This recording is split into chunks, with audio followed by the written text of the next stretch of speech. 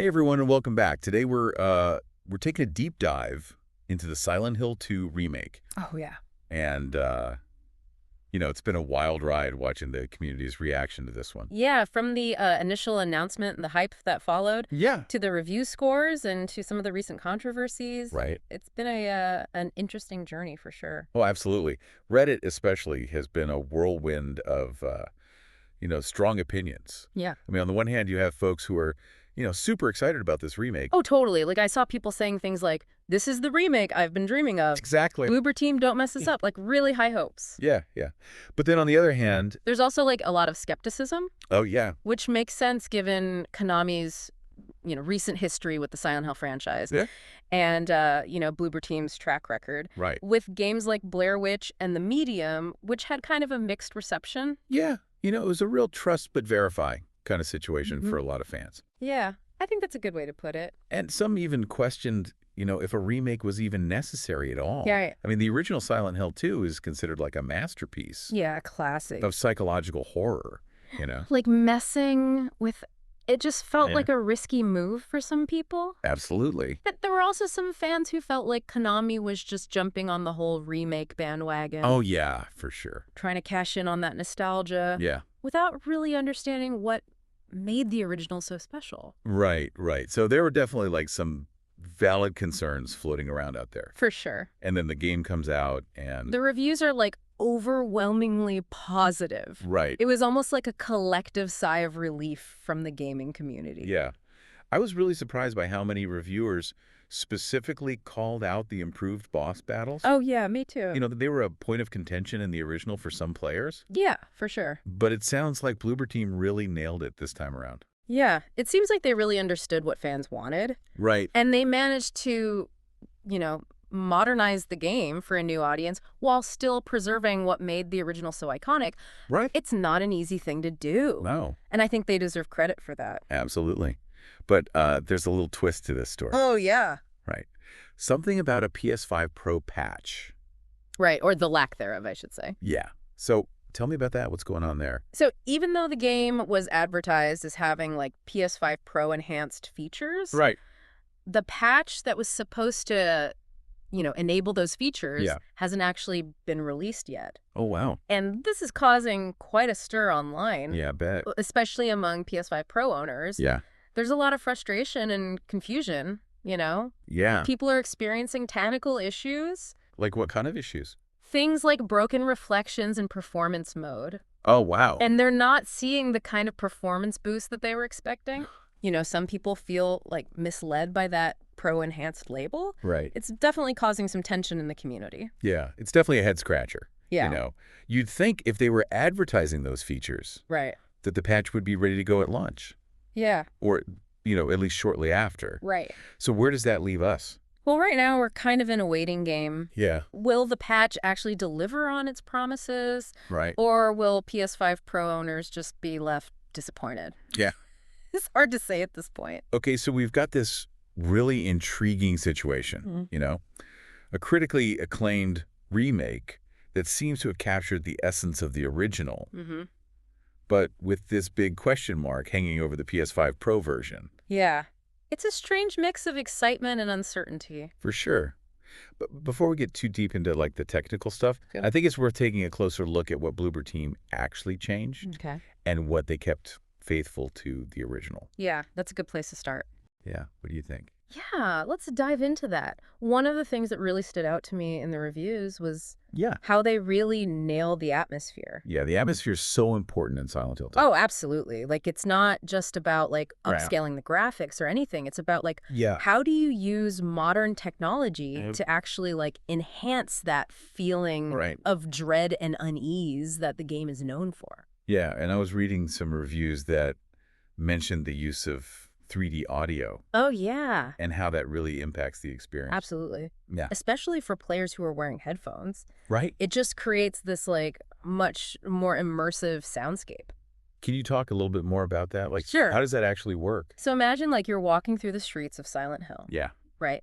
And you hear, like, the faintest rustle behind you, or like the groan of a monster echoing from somewhere in the distance. Creepy. With 3D audio, these sounds, they feel so real, and they just like get under your skin in a way that traditional audio just can't replicate. Yeah. It's a huge step up from the original game's sound design. Oh, yeah. Which was already groundbreaking for its time. Totally. So it's like the soundscape itself is almost like another character in the game, you know? Exactly. It adds to that feeling of like constant tension and paranoia. Right.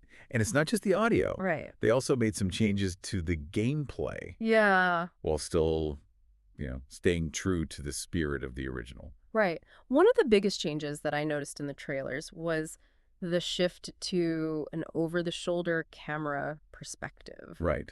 That was a big one. Yeah. How do you think that impacts the horror experience compared to like the fixed camera angles of the original? You know, it's a really interesting choice. Yeah. And I think it's one that initially had some fans worried. Yeah, I can see why. Because the fixed camera angles in the original, they often obscured your view. Right. Which added to that sense of claustrophobia and the unknown. For sure. But by switching to the over-the-shoulder perspective, the game feels more immediate, more visceral. Like you're right there with James. Exactly. You're experiencing his fear and uncertainty firsthand. But doesn't that make the game less scary? It's a good question. Like part of the horror in the original came from not knowing what was lurking around the next corner. Right. But from what I've read, Bloober Team has compensated for that change by making the environments themselves more unsettling. Oh, interesting. They've really leaned into like the psychological horror elements.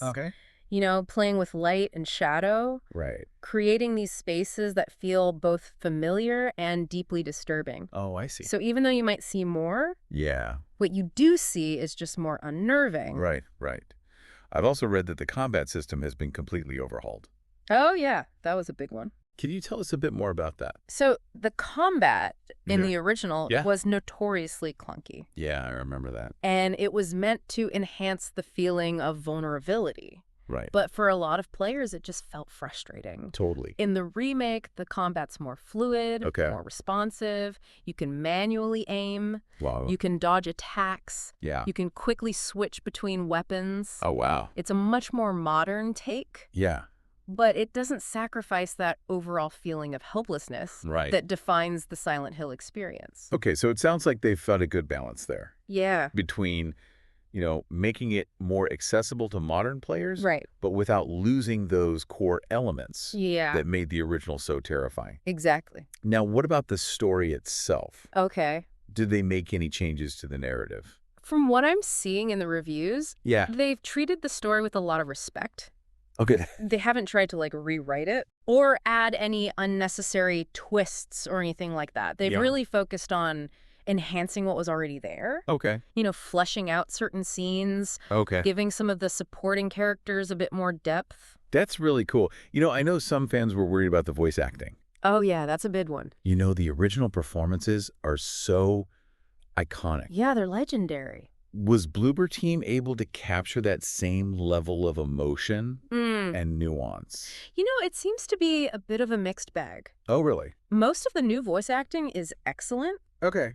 But there are a few performances that have gotten some criticism. Like which ones? Particularly the character of Maria. Oh, okay. Some reviewers feel like her voice acting lacks the complexity and the ambiguity of the original performance. I wonder how much of that is just nostalgia talking. Oh, for sure. We've all spent years with those original voices in our heads. Yeah, absolutely. So it's natural to be a little bit skeptical of any changes. You're totally right. Nostalgia plays a huge role in how we perceive these remakes. For sure. But even putting that aside, yeah, it's clear that Bloober Team put a lot of thought and care into the voice direction and the casting. Yeah. They really tried to do it right. So overall, it sounds like they really tried to do justice to the original. Yeah. While also, making the game their own. Exactly. And that's what makes this remake so fascinating to me. Yeah. It's like this conversation between the past and the present. I like that. Like a reinterpretation of a classic through this modern lens. I love that. Yeah. And it seems like that conversation is still ongoing. Yes, definitely. Especially when it comes to the PS5 Pro situation. Yeah, that's the one aspect of this remake that's causing some real concern. Right. Well, maybe we can delve into that a little bit more. Okay. After we take a closer look at some of the changes they made to the story and the characters. Sounds good. Okay, so we've talked about, the critical acclaim for the Silent Hill 2 remake. Right. The faithfulness to the original, the updated gameplay. Yeah. Even the, kind of controversial voice acting. Right. But there's this one big elephant in the room that we haven't really addressed yet. Yeah. And that's that missing PS5 Pro Patch. Oh, yeah. That's a weird one, right? It is. It's strange. Like, you have this game that's getting all this praise. Yeah. And yet there's this, lingering sense of disappointment. Yeah. Even anger among some players who feel like they haven't gotten the full experience. Right. And the silence from Konami and Bloober Team about it isn't really helping matters. No, not at all. You'd think they would want to address these concerns. Right. Especially given how important transparency is in today's gaming world. Absolutely. I mean, in an age where gamers are bombarded with marketing hype and pre-order bonuses and stuff, trust is more important than ever. So when a developer promises a specific feature, especially one that's tied to a specific console like the PS5 Pro, they need to deliver. Absolutely. It makes you wonder what's going on behind the scenes. Yeah. Are they having technical difficulties? Yeah. Are the enhancements just not as significant as they initially claimed? We're left to speculate, and that just breeds negativity. It does. It really does. Yeah. And this whole situation has the potential to tarnish what is otherwise a really remarkable achievement. Right. Like the Silent Hill 2 remake is a great example of nostalgia done right. Right. It's a really careful reimagining of a beloved classic for a modern audience. Yeah. But this whole patch debacle, it raises questions about, priorities and transparency. Yeah, for sure. Do you think this is going to have a lasting impact on the perception of the remake? It's tough to say. Yeah. The gaming community can be pretty forgiving, especially when a game is as good as this one. Yeah. But this has definitely left a bad taste in some people's mouths. And it could make players more cautious about future releases from Konami and Bloober Team. For sure. Yeah. For sure. It's almost like a cautionary tale. Yeah, I think so. It's a reminder that hype and marketing can only take you so far. In the end, it's the game itself that matters, the experience it delivers, and the trust that you build with your players. Couldn't have said it better myself. Well, hey, I think this has been a really great discussion. Yeah, I agree. We've explored the highs and lows of the Silent Hill 2 remake, from the initial announcement and all the hype to the critical acclaim to this ongoing controversy surrounding the PS5 Pro Patch. It's been quite a journey. It really has. Yeah. So have you played the Silent Hill 2 remake? Yeah. What do you think? Are you concerned about this whole PS5 Pro situation? Let us know in the comments. We'd love to hear from you. Absolutely. And until next time, stay spooky, everyone. And keep diving deep.